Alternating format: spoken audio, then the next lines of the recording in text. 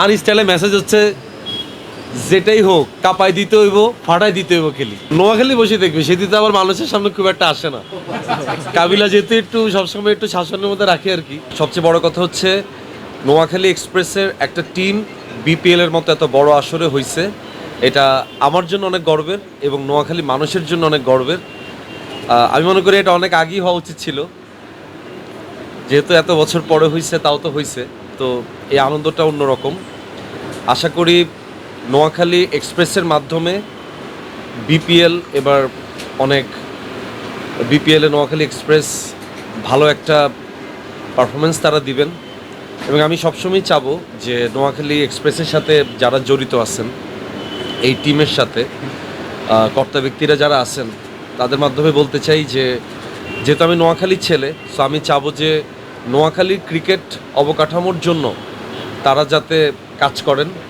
কারণ নোয়াখালীর ক্রিকেট অবকাঠামোর মধ্যে ছেলেপেলেরা যারা এখন ক্রিকেট খেলতেছেন তারা প্রত্যেকেই ভালো করতেছেন। তারপরে আপনারা যারা আসছেন, আমি চাই আপনাদের মাধ্যমেও নোয়াখালী ক্রিকেটটা অনেক এগিয়ে যাক, এই আশাবাদ আমি ব্যক্ত করি।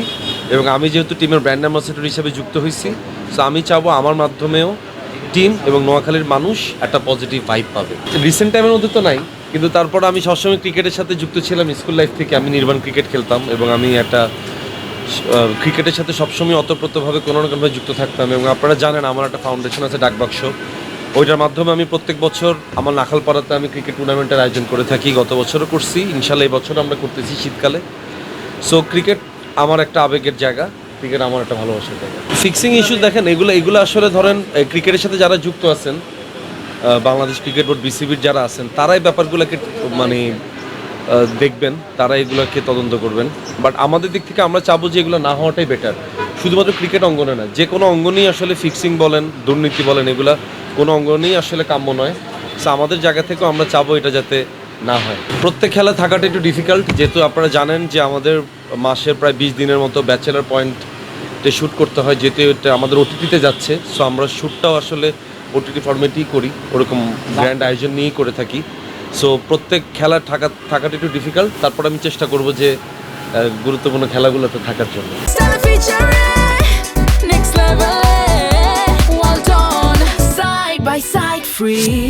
নোয়াখালী ফ্যানদেরকে একটা কথাই বলবো যে বিপিএলে নোয়াখালী এক্সপ্রেস যুক্ত হয়েছে এবং যারা ক্রিকেট উন্মাদনার সাথে সবসময় নিজেদেরকে শরিক করেন, তারা ব্যাপারটাকে পজিটিভলি নেবেন, নোয়াখালী টিমকে ইন্সপায়ার্ড করবেন এবং নোয়াখালীর টিম থেকে এবার যখন আমাদের একটা ভালো আরও কয়েকজন খেলোয়াড় যখন বের হবে, তারা আলটিমেটলি কিন্তু আমাদের জাতীয় দলেই খেলবে।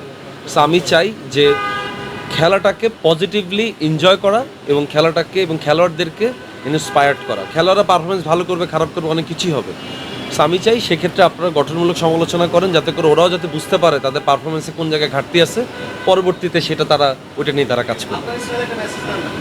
আর স্টাইলে মেসেজ হচ্ছে যেটাই হোক কাপাই দিতে হইব, ফাটাই দিতে হইব খেলি। বরিশালের জন্য একই মেসেজই দিতাম যে ভালো খেলেন, ভালো পারফরমেন্স করেন, জিতি, তারপর ভালো খেলি, তারপরে জিতেন। সবার জন্য একটাই মেসেজ। রোকিয়া দেখবে, নোয়াখালী বসে দেখবে, নোয়াখালী বসে দেখবে, সেটি তো আবার মানুষের সামনে খুব একটা আসে না।